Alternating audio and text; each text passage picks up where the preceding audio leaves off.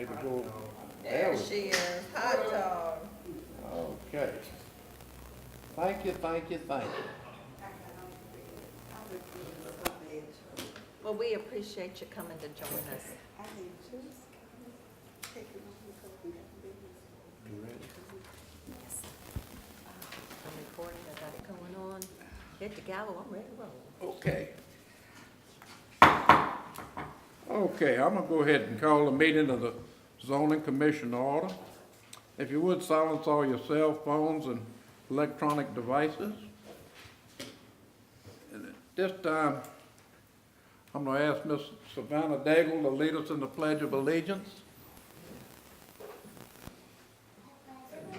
To the flag of the United States of America and to the republic for which it stands, one nation, under God, indivisible, with liberty and justice for all. Thank you, ma'am. Okay, roll call. At this time, if you would, mark yourselves pleasant.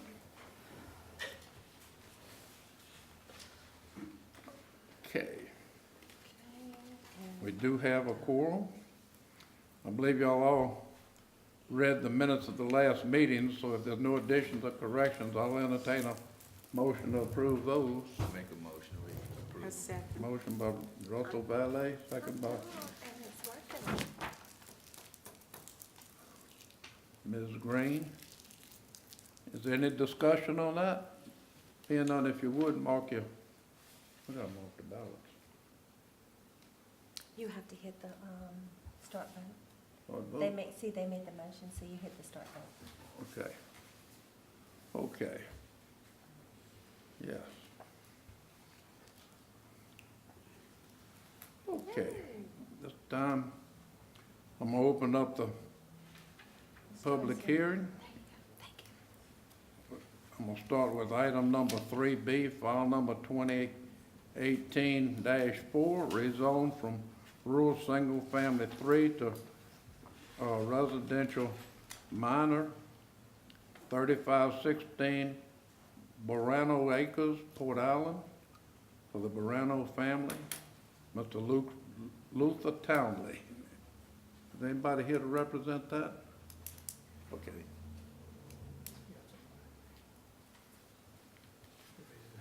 Okay, would you like to come up to the mic, please, ma'am, and let us know what you intend to do?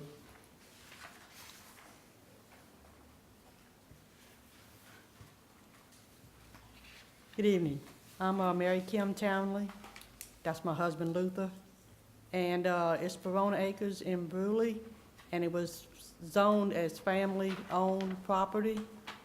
And since our parents have passed away, we're going to be selling the house that they lived in. So we're getting the whole area rezoned to a minor subdivision. Oh, okay.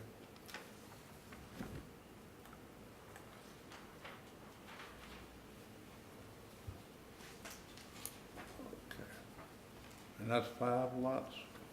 Yes, sir. Okay. And everybody looks like they're family right here, but Kathleen or Catherine Rep? That was my sister, and, that's your sister. yes, sir, she, lived back there too. Her house was, Everybody's in the family. And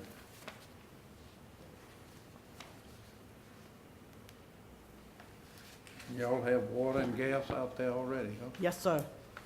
Great. Makes it a lot easier. Is the road hard surfaced or Blacktop, yes, sir. blacktop? Okay. Anybody have any other questions for him? I sure hear you. Thank you, ma'am. Okay. Thank you very much.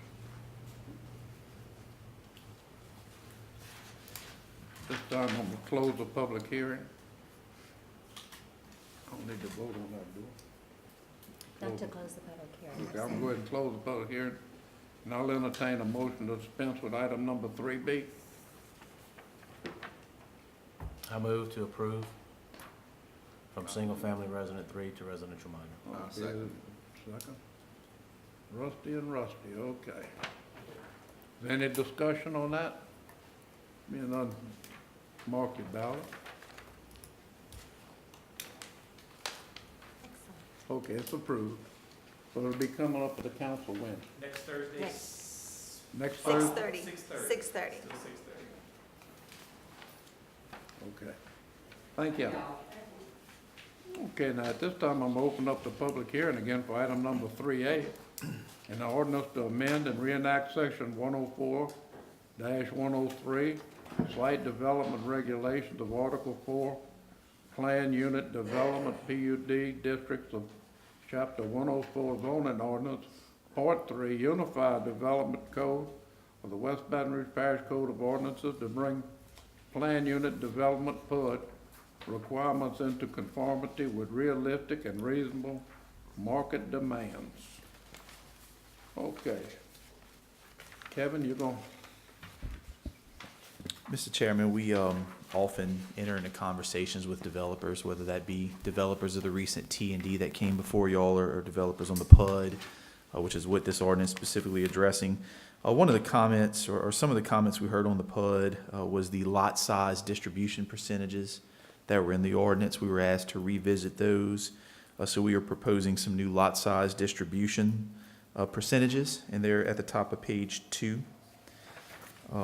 We also were asked to look at the setbacks on the front yard and the side yards, and you can see that we're proposing a 15-foot setback in both of those circumstances. And then another thing we were asked to look at is the block length requirement, or which sometimes we call stub-out streets or side streets. I did extensive research on this connectivity / block issue, and let me just say that in all honesty, the jury is still out on what the appropriate block size distance is. I plan on meeting with the parish council later this year, because this is an ongoing question about these stub-out streets. It's a question that we can't quite, come to complete agreement on.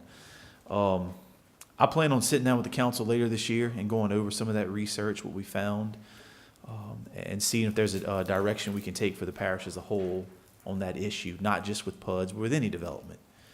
Because, people are constantly coming up here asking for waivers on the side streets. And I just think we need to get some type of policy that everybody can live with. So that's my only comment on the side streets. I'll just say to be continued at a later date on that particular issue. And I'll be glad to answer any questions.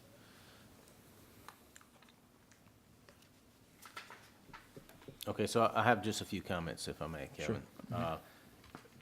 On the very first item, which would be on page 2, I guess that's A1, or just A, I'm not certain how that's, Looks like just A there. yeah, it looks like it's missing one, but nonetheless, so we put a minimum of 20% for a 70-foot wide lot, and then the remaining lots refer to maximum. So if the language is left as is, and I just can show a maximum, does that mean that I can, in theory, have 0 lots of that size? Because it doesn't depict a minimum. So if my max is 45, then I know I can't exceed it, but it doesn't tell me what my minimum is. So can I, in theory, have 0 lots at 60-foot length, let's say? Correct. So if somebody wants to do, a certain percentage of 60-foot lots, they can only have, it says a maximum of 45%. That's correct. It's a max, but So anything would have to be, 70 feet or greater in that case. okay, because only one depicts a minimum, but the remaining say maximum. So I understand that the whole minimum is that, hey, if you're going to have the PUD, then you at least have to have this. You can have more, but you have to at least have this. That's The right. other lot sizes say, well, you can't exceed this percentage, but we don't care if you have any of those. That's correct. So you can have 0. That's correct. So that was the intent. That is the intent. Okay. So if someone All right. has no 50-foot lots, Okay. that means they're going to have more 70-foot lots or greater. Because they have to have a minimum of 20% 70-foot lots or greater. Okay. All right. So if everybody else is okay with that, I got another question. On F, whenever we talk about the side setbacks at 5 feet, do we need to put any, criteria in here about maybe building codes? Is there anything from a fire code standpoint Yeah, sure. that we should list in here when we get to the construction side? Because a 5-foot setback is minimum, right? So, So what you have to have, the distance between the outside building walls, the minimum, the last time I checked, I don't do a lot of daily inspections or permits. Last time I checked was a 6-foot minimum separation distance Okay. between the walls. Okay. The outside wall, and that's with a 1-hour firewall rating or something like that. In this case, you'd have a 10-foot separation, so it you'd says- be within that. It says 5. Am I misreading that? That's your setback, but multiply that by 2 to get your building separation distance. Got you. When it says 5, you mean for the minimum yard setback at 5 feet? Per structure. So that Okay. gives you 10 feet between Gotcha. structures, which meets the Gotcha. 6-foot. Yeah. And Understood. that 6-foot may have changed. I haven't, Miss Casey Daigle's my assistant coordinator for building permits. She stays on top of the codes. The inspectors stay on top of the codes. Okay, To the best of my knowledge, that has not changed. okay. Very But they're, good. they're still gonna have to meet the building code. Yes. So this is their, minimum or maximum setback, I guess. They still would have to come into compliance with the building code, whatever one's more strict. Okay. All right, and then the last one is under I-7. And this is more editorial, I think, with just a little clarification, my opinion only. But it states that, it says, because of the unique nature of PUDs, block lengths can vary. And then it goes on to say, but shall not exceed. So the way it's written, it's saying, well, block lengths can vary from normal subdivision standards and shall not exceed 1,200. However, the parish council reserves the right to extend it to 2,400. So just the wording on that looks a bit confusing, the way I'm reading it, just because it says it can vary, but then it shall not exceed. So either it can vary or it can't. So the normal subdivision standards being referred to right there are gonna be the ones that are in our chapter 105. Uh-huh. For regular subdivision, I think it's still 600 feet. Is it 600, 800? It's 800. It's 800. It's 800. Okay. So what this is saying is that, hey, we recognize the unique nature of a PUD. So we're acknowledging that they can vary from that 800 foot, which is gonna be found in your other subdivision regulations, but shall not exceed 1,200 feet unless the council extends it to 2,400 feet, if the developer provides pedestrian cut-through paths. Kevin, Yes, sir. just, I don't know, it's above E at the top of that page. A minimum of 20% of the lots shall be 70 feet. Yes, sir. A maximum of 35% of the lots shall be 50 to 59 feet. Yes, sir. A maximum of 45% of the lots shall be 60 to 69 foot. Now, that's making them be in that range. And that keeps them from being uniform if they want to be uniform. And that means they can't make them all 70 foot, and they can't make them all, should we change that shall to may? Well, When you tell them it's shall, that means they must do it. well, I guess we could put the shall in a different location. So we could say Can put what? the word shall, we could put that in a different location. So there shall be a maximum of. It's just saying When that. it says shall be, that means they've got to put 25%, 45%, or whatever at that size. Okay. That's the way I read it. Now, you might have a different way of understanding the word shall, but that's what it means to me. So Now, I again, can see it says may be that size. A maximum may be that size. well, the language we're trying to enforce is the word maximum. So we could take the word shall and move it before maximum. There shall be a maximum of. We want to make it clear that is not an option. They cannot exceed that maximum. They cannot have more than 35% 50 to 60 foot lots. They are limited to 35% 50 to 60 foot lots. So we can move the word shall. I wouldn't take shall out of there. Because shall is mandatory. That's what it says, mandatory that they put them in at that size of it, doesn't it? Do they have the option of having a different size? They do. They can have all 70-foot lots. They can have all 80-foot lots. Oh, okay. They don't have to have. They don't have to have the 50 to 60-foot lots.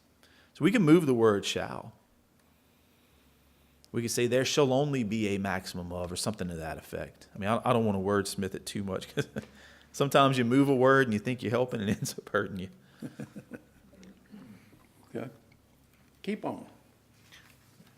So, I guess I just want to make sure, and I agree with you about the whole wordsmithing, but the only thing I'm looking at this is just to make sure that it can't come back on us at a later date and be misconstrued one way versus the other. And then you leave that ambiguity, and there's no, there's no recourse to really defend your position one way or the other. So I'm back on number 7 again, and I'm looking at it that it tells me that I can vary from normal subdivision standards, okay? Yes. But we don't depict 800, but we say it shall not exceed 1,200. However, the parish council can have a minimum block length of 2,400. So, To extend the minimum. I guess that should say maximum right there.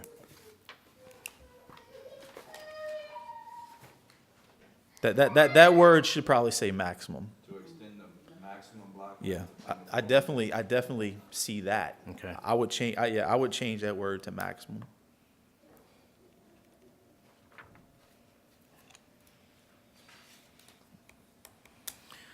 and then I guess my last comment is just on it ends that the parish government may be responsible for this. So this particular walkway at this 1,200-foot length is inside of the PUD, which is typically owned by The homeowners the homeowners association. So why would we leave the option for the parish government to repair this?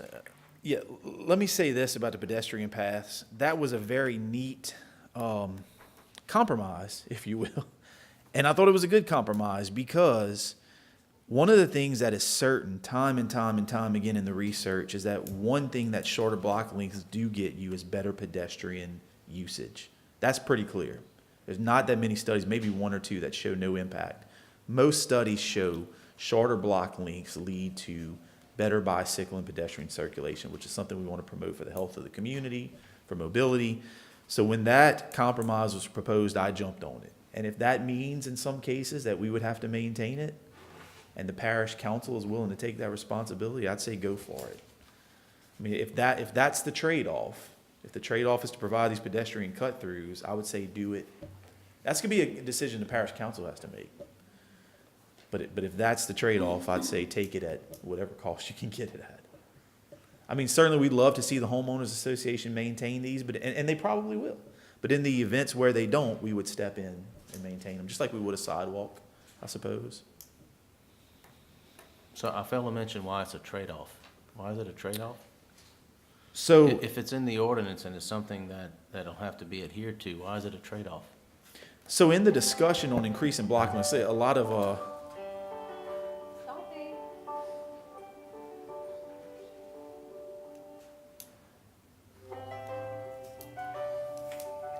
it's our lovely phone system. Believe it or not, it's on mute.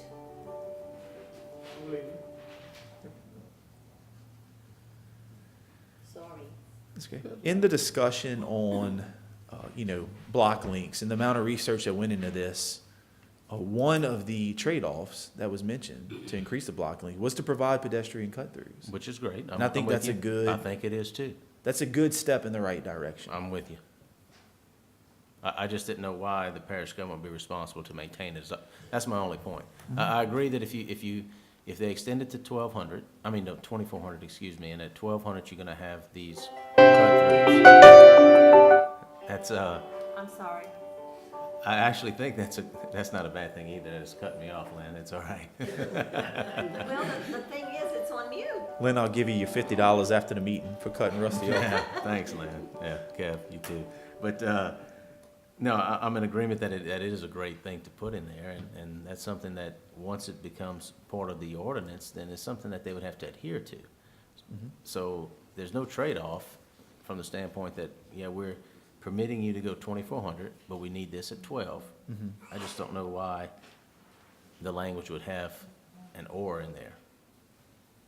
Or the parish government, either it's the HOA or the parish government. Well, Yeah. if I'm the HOA, I'm trying I'm to get throwing out it, of it. yeah, I'm throwing it on you, pal, 'cause I don't want it. That's my Well- dues increasing and et cetera. Yeah. This is a 4-inch thick concrete sidewalk to be maintained by either HOA or the parish government. I don't know to what extent we maintain existing sidewalks. We don't have a lot of subdivisions that have sidewalks in them. There's some curb and gutter ones that do. I don't know of any failures in some of the newer ones on the sidewalks themselves. So I don't know what that has cost the parish to date. But this would be no different than maintaining a sidewalk. Would the parish council have to vote on maintaining that? They are actually voting on this ordinance, so they're gonna see that language in Well, I there. mean, either or, who would take care of it? So if it's in decay, Um, who decides who pays? No, nothing says that they The have HOA to says allocate. They don't wanna pay, parish council has to make a decision on if parish is gonna pay. So let's say you have just a regular subdivision with a sidewalk in it, and the sidewalk is dilapidated. I mean, just like a road project, the citizens would approach somebody in parish government and say, hey, can you fix this for me? If the funds are there, I'm assuming they would do it. If not, they'd have to wait till the funds were available. Just like we have a road program, I guess we'd have I'm getting way out of my circle here, but I guess we'd have to have some type of a sidewalk program. Again, there's not enough sidewalks at this point. I'm to just, even- I'm just asking, it's just something to me that flagged whenever I read the ordinance, and it just seemed odd that we would put that in there at our expense, but if that's common and that's normal, okay. It was such a big deal in Sugar Mill with the HOA fees and the homeowners fighting the HOA. And there was just money not being paid, people owed thousands in back HOA fees, and the money was, it was just a big deal. So I can see the HOA not wanting to pay for it ever, and trying Well, to get us to do it. Sure. I mean, y'all are certainly a recommending body, so whatever recommendation y'all get, if you want to recommend to the council that they take that language out of there and make the HOA responsible for it, that's certainly in y'all's purview to do that, and I would report it to the council with that recommendation. We have any more questions?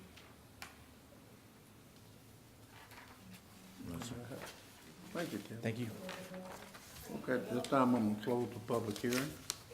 I'm sorry, we're all residents of Sugar Mill Estates, so we're very interested. So we were trying to get on the back end. So are you the developer? No, ma'am. No?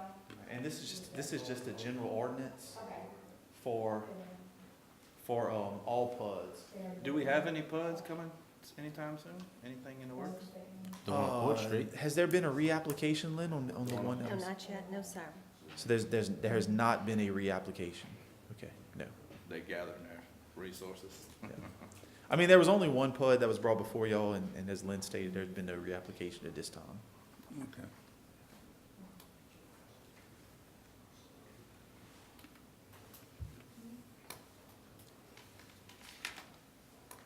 Mr. Kershaw. Mr. Kershaw, do they want to speak on any of the items we have here, the two items? They actually thought that Kevin was talking on the Verona Yeah. property, because they It's still a second. got on the second one first, now you're back on the first one, so. But they were here for the Verona property. Okay. Kind of late. Well, we already made a motion. You know, I know you already voted on that, but if there's any public comments, we could relay to the council, and if you don't have any objection, if they want to get up here. Does anybody want to speak on the ordinance to amend and re-annex section 104-103?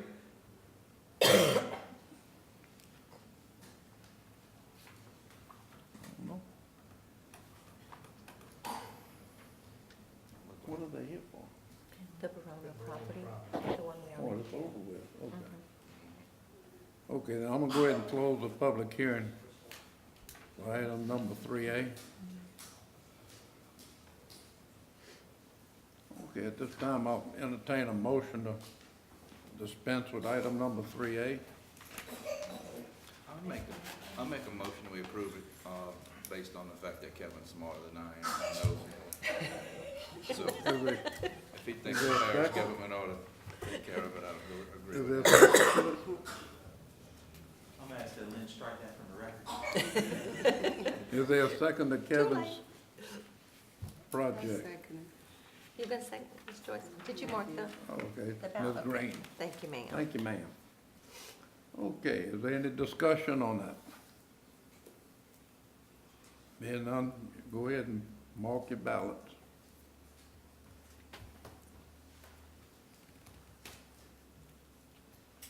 Okay, Unanimous. Thank you, Kevin. First Street was a PUD that they were trying to do? Planned unit That development. was such a disaster, I don't even remember what they called it.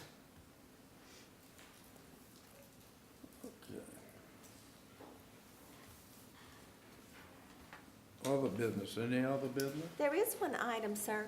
The council voted to change their meeting time, so they'll now be meeting at 5:30 on their Thursdays just like we did.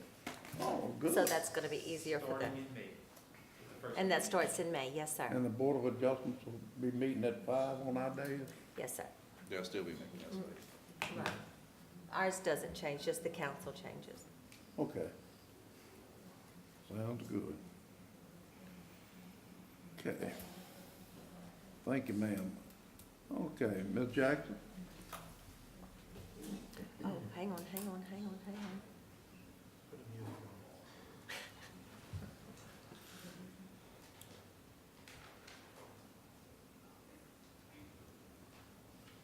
Okay, Okay. I'm ready for adjourn. Ms. Jackson, second by Russell Valet. If you would, mark your ballot. Okay, thank you.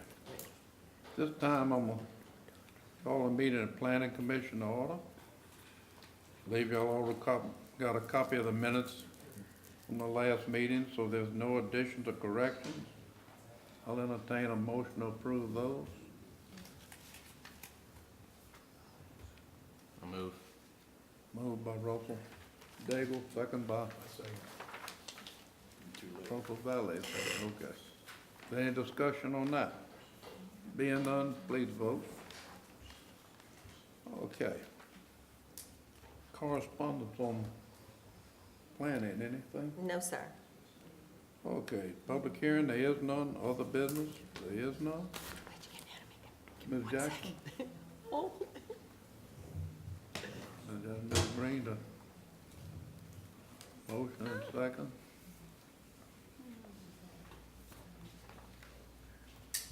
Oh, that's a funny looking item. Okay, would mark your ballot.